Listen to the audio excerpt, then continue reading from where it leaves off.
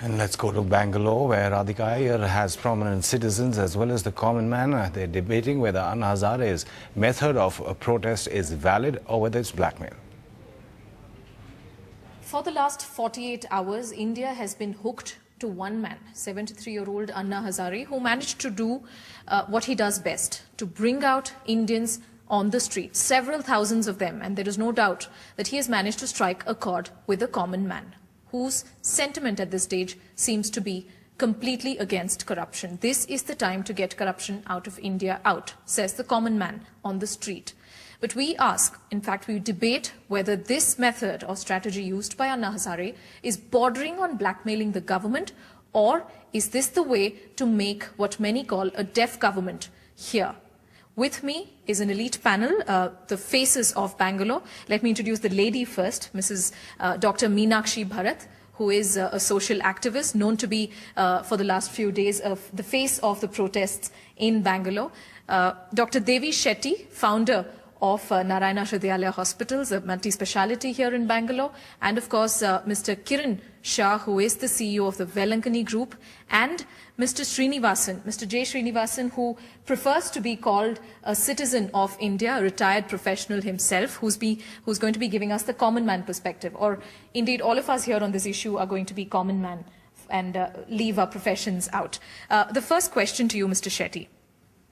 Are you fully okay, Dr. Shetty, with the method and the strategy used by Mr. Anna Hazare, or do you think that he should have perhaps come out of jail yesterday since the government blinked first? I endorse his point of view entirely.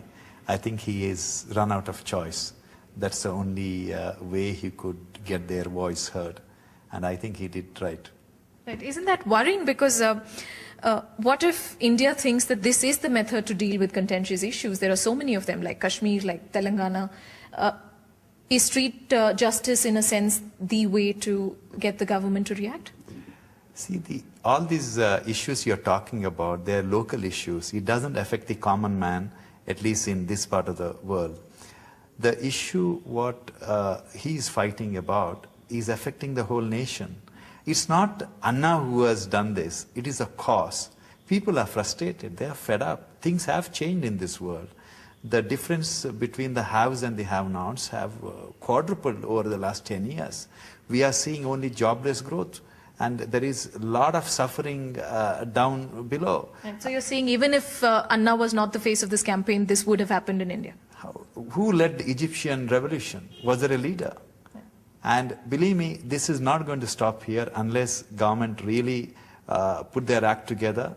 It's going to be a very serious crisis situation for the country if nothing is done to appease the people. NDTV's cricket app, Android and iPhone, fastest scorecard, special analysis, and much more. Download free. NDTV.com/apps.